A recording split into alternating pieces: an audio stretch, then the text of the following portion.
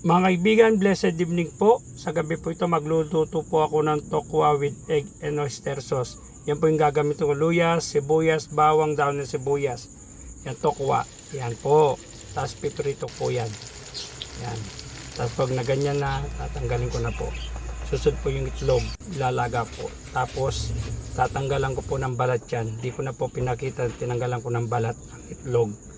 Yan. Pagkatapos mo yan, pag wala na pong balat yung itlog, ipiprito po yan. Yan. Tapos wag nagkulay na pong brown ang itlog natin, susunod po natin ang tokwa, daon ng sibuyas, luya, bawang at sibuyas. Yan. Pagaluin po yan. Lagyan ko po ng toyo, di ko na po napakita. Tapos oyster sauce. Yan.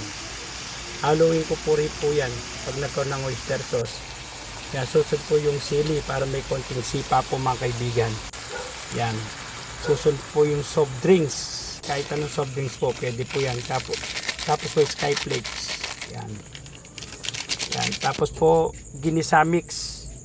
Yan. Tapos lagyan ng daon ng sibuyas. Pag may sobra po. Pag wala, okay lang po. Yan po, luto na po ang ating tokwa with egg and oyster sauce. Napakasarap po ito mga kaibigan. Pwedeng pampulutan, pwedeng papakin, ulamin. Napakasarap. Subukan nyo po mga kaibigan.